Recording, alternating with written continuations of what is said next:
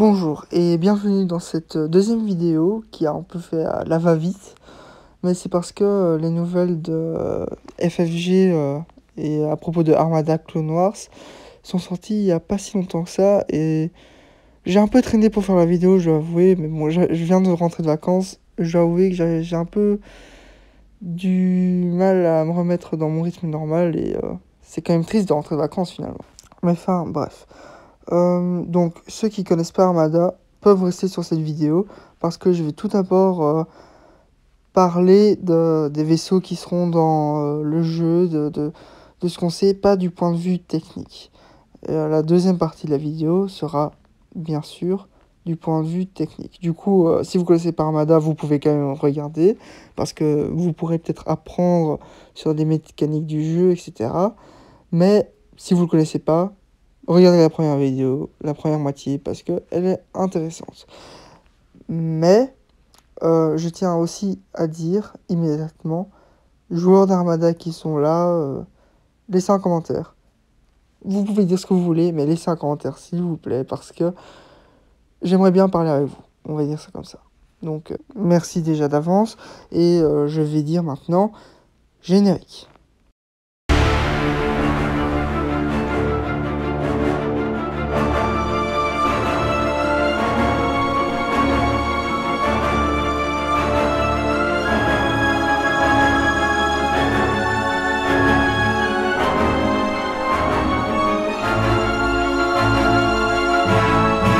Donc, pour ceux qui connaissent pas FFG, ce sont des créateurs de jeux de société principalement. Ils ont fait Star Wars Legion, Star Wars X-Wing et surtout, ce qui nous intéresse, Star Wars Armada. Et ils ont prévu de sortir quelque chose d'ici décembre 2020, date officielle. Et bien, quelque chose, bien sûr, c'est Star Wars Clone Wars Armada. Et donc, voici les boîtes de ce Star Wars Clone Wars Armada. Donc, on voit déjà qu'il y a un redesign qui est magnifique. Enfin, les boîtes sont très très belles en tout cas. Vous pouvez directement voir une différence avec ce qu'ils avaient fait avec l'Empire et les Rebelles. C'est-à-dire que le set de base est pour une seule faction. Donc, si tu veux avoir les deux factions, il faut acheter les deux sets de base. Mais ça, on va y revenir en fin de vidéo. Parce que je tiens vraiment à vous parler des vaisseaux qui seront disponibles avec Armada maintenant. Et vous aurez peut-être reconnu sur cette image, du coup, le vaisseau de classe Munificent. Bon, peut-être que je le prononce mal, mais c'est pas grave. Qui est un vaisseau forcément séparatiste. Il est assez connu, vu que c'est un peu le vaisseau standard des séparatistes et tout. Il a été en fait fourni par le clan Blanquer. Donc voici une image venant de Clone Wars. Vous le reconnaissez probablement, peut-être pas, mais sûrement que oui, si vous connaissez un peu Star Wars. Et c'est un vaisseau qui, sans plus quoi, je sais pas trop quoi dire à propos de lui. Mais bon, voilà. Puis du côté des séparatistes encore, nous avons les vaisseaux Artcell. Beaucoup moins connus déjà. Je dois reconnaître que de base, je m'étais dit, oui, qu'est-ce que FFG nous a pondu là? Mais je vais vous rassurer, tout le monde qui a vu Star Wars, bien entendu, tout le monde connaît ces vaisseaux. Tout simplement parce que ils ont apparu dans le Star Wars épisode 2, l'attaque des clones. Vous dites quoi? Mais non, pas du tout. Et ben si, pendant cette scène-là, en fait, vous voyez les tours? Et ben c'est ce vaisseau-là. Je sais, j'ai aussi été étonné, mais apparemment c'est bien ça. Moi je pensais que c'était pas vraiment de vaisseau quoi, mais apparemment si. Et voilà, c'est assez étonnant je trouve. Et pour ceux qui se le demandent, ces vaisseaux viennent de l'Union Techno. Donc je pense que vous connaissez peut-être, sinon recherchez sur Google. Mais l'Union Techno, cette branche-là, du coup, de la Confédération séparatiste des systèmes indépendants, quoi. Bien, maintenant, passons du côté de la République avec, premièrement, l'Acclamator. Donc, l'Acclamator, de nouveau, pas le vaisseau républicain le plus connu, en effet, mais tout le monde, de nouveau, le connaît. Et sincèrement, pour l'instant, ce qu'on voit dans Clone Wars Armada, c'est mon vaisseau préféré. Faut voir ce qu'ils vont faire avec le Venator. Mais ce vaisseau-là, franchement, je vais vous en parler un peu. Mais il est génial, tout simplement génial. Donc, comme j'ai dit, c'est un vaisseau que vous connaissez. De nouveau, grâce à l'attaque des clones. C'est le premier vaisseau, en fait, de l'armée des clones, si vous voulez. Le tout premier. Et le premier aussi à avoir une forme triangulaire.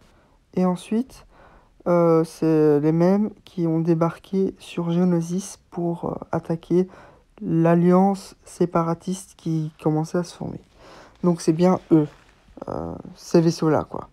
Et ce qu'il faut savoir, c'est qu'en fait, c'est un vaisseau cargo qui, en fait, déplace les troupes. C'est à ça qu'il sert, à déplacer les troupes des clones et tout, et à les larguer sur le combat, etc., etc. En gros, c'est un vaisseau qui est tout simplement génial, à mon avis en tout cas. Ensuite, nous avons le croiseur de classe consular.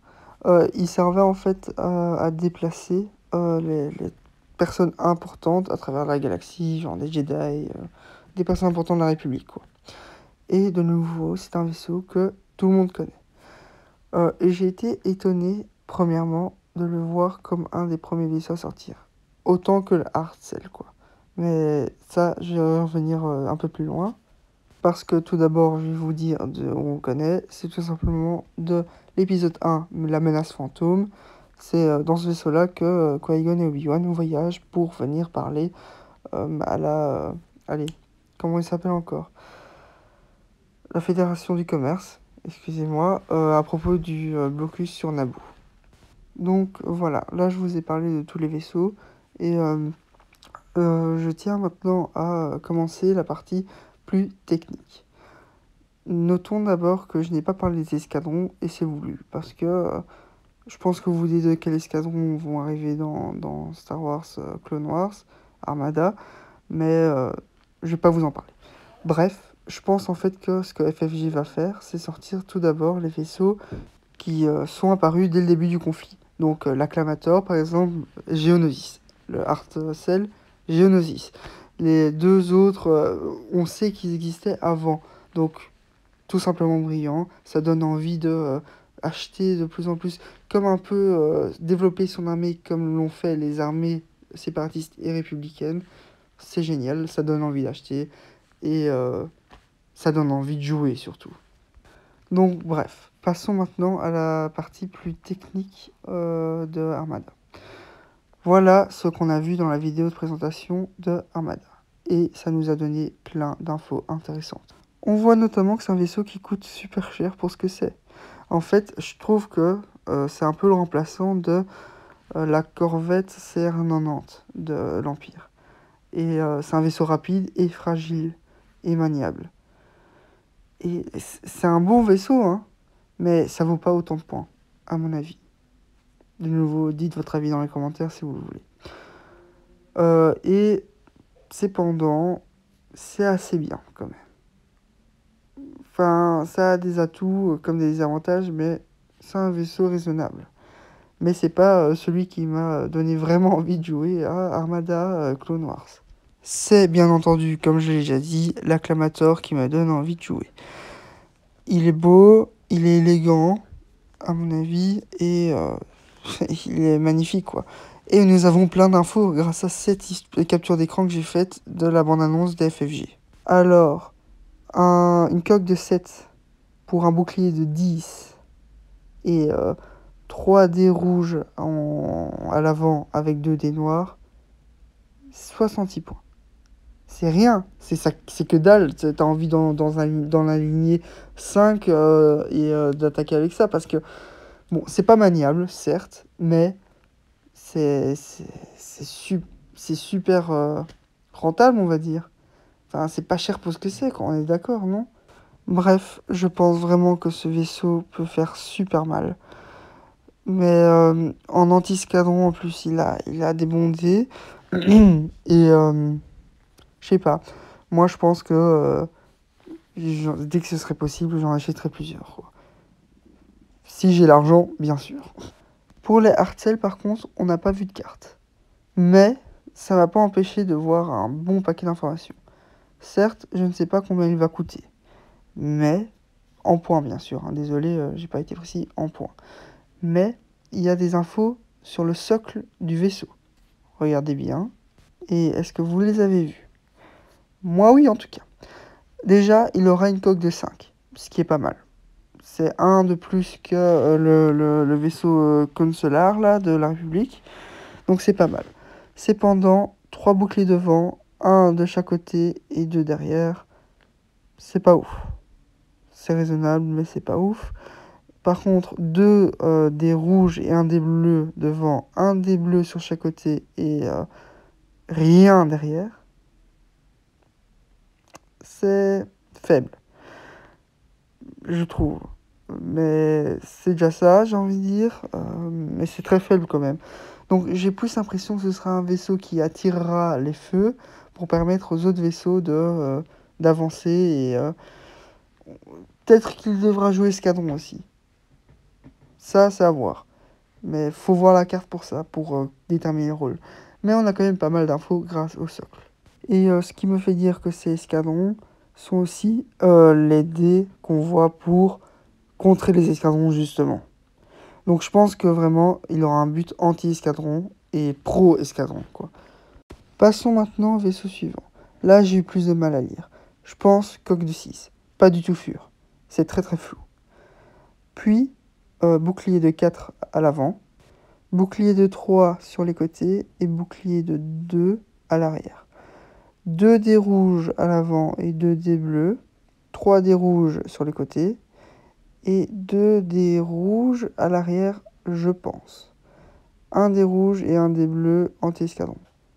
Pas sûr. Ou bien c'est un dé rouge. Je suis vraiment pas sûr, c'est très flou et c'est difficile à lire. Mais je suis quand même confiant à propos de ce que j'avance. Donc ça, c'est déjà un vaisseau qui servira plus à foncer dans le tas. Mais j'ai l'impression que les séparatistes sont beaucoup moins gros vaisseaux et plus escadrons que la République. Mais ça reste à voir. Faut qu'on ait plus d'infos pour être sûr de ce que j'avance. On verra bien quand ça sortira, j'ai envie de dire. Maintenant, passons à ce qu'on sait à propos des escadrons. Et c'est uniquement du côté des séparatistes. Donc ce que nous avons, c'est ça. Et ça, c'est pas grand-chose. Mais on voit qu'en arrière-plan, derrière, il y a Iéna classe. Ça, ce sont les bombardiers. Donc on sait qu'ils sont à 4 de vitesse et c'est assez rapide. Aussi rapide que les Vultures qui sont les normaux de base. Et on voit les avantages qu'ils ont. Et c'est pas mal du tout. Donc on peut voir que ils ont anti-escadron les classes Vulture. Et ça nous dit déjà pas mal, en fait. Ça dit en gros que si tu attaques sur mon escadron, parce qu'anti-escadron, et tu peux rajouter un dé de la couleur que tu as en plus. Si tu es activé par je ne sais quoi. Donc peut-être que c'est si tu es activé par un vaisseau que tu peux utiliser ça. C'est ce que je pense en tout cas. On voit aussi qu'ils ont Intel. Je suis désolé, je ne sais plus du tout ce que c'est. Mais ils ont Swarm. Et Swarm, on connaît déjà avec les TIE Fighters. C'est-à-dire que s'ils attaquent un escadron qui est déjà engagé contre un autre escadron, tu peux relancer un dé. Ensuite, on peut voir sur les bombardiers qui sont tout à fait à gauche, qu'ils ont AI, batterie, machin, bref. Et on voit qu'ils ont les Vultures AI anti-escadron. Donc là, c'est de la pure spéculation, mais je pense que AI batterie va permettre aux bombardiers d'attaquer plus lourdement, probablement s'ils sont activés par un vaisseau. Donc en gros, disons qu'ils ont un dé noir et un dé rouge pour anti-vaisseau. Si, en utilisant ça, ils pourront rajouter un dé noir ou un dé rouge. C'est ce que je pense. Donc voilà. Maintenant, passons à ce qu'on peut voir sur les boîtes. Donc ils auront dans les boîtes, en tout cas, il y aura 4 escadrons Vulture du côté séparatiste et 4 escadrons Delta, c'est-à-dire les chasseurs des Jedi, dans la boîte de la République. Aussi, il y aura du coup ceux-là dans les petites boîtes d'escadrons en plus de Y-Wing du côté de la République et de ANA du côté de séparatiste. Il y aura aussi les Tree Fighters, je pense, du côté séparatiste, plus un autre, mais je sais plus, du côté séparatiste. Par contre, du côté de la République, je sais qu'il y aura les deux autres escadrons, donc des V-19 et des ARC 170. Je pense que les V-19 joueront un peu le rôle des A-Wing, donc un peu des intercepteurs. Mais les ARC 170, aucune idée. Les Y-Wing seront sur des bombardiers et les ANA seront probablement, non en fait sûrement des bombardiers aussi. Les Tree Fighters là, je pense que ça par contre ce sera aussi des A-Wing. Par contre, Arc 170 et vaisseau inconnu des séparatistes, aucune idée de ce que ça peut être. Maintenant, parlons du sujet sensible, le prix. Donc, pour chaque boîte de départ de la République ou des séparatistes, 100 $. Voilà, comme ça c'est dit, 100 $. Ils vont sûrement faire 100 € pour en Europe. Donc voilà, soyez prêts à débourser pas mal d'argent, 25 €, plutôt dollars pour l'instant, mais euros sûrement aussi, pour des escadrons. Donc c'est quand même assez cher. Et je vais finir la vidéo là-dessus, et en précisant que FFG a bien joué quand même. Ça donne envie de débourser son argent. Moi j'ai directement envie d'acheter, et quand même il faut prévoir 200 € si j'ai envie d'avoir les deux factions, et j'ai envie d'avoir les deux factions. 250 si j'ai envie aussi d'avoir tous les escadrons. Et plus pour les autres vagues. Ça va être une quantité énorme d'argent que je vais débourser là-dedans, de nouveau. Mais bon, voilà, faut être fan. Hein. Maintenant, espérons quand même que mon frère se joigne à moi en disant « Ah, finalement, je vais quand même acheter aussi et tout. » J'espère. Mais on verra bien. Cependant, je vais encore préciser une dernière chose. Et c'est, si jamais il y a un autre joueur d'Armada qui regarde mes vidéos, commente s'il te plaît. Si t'es en Belgique, commente absolument. J'invite ceux qui jouent à Armada à partager et commenter, aimer ma vidéo, parce qu'on devient de plus en plus rare, et c'est quand même sacrément dommage pour un jeu qui est aussi génial. Et ceux qui jouent par Armada, je vous invite à commencer à jouer. C'est pas si compliqué, même si ça a l'air. Je vous dis à présent au revoir et à dans une prochaine vidéo. J'espère vraiment que vous avez apprécié cette vidéo assez longue. Au revoir.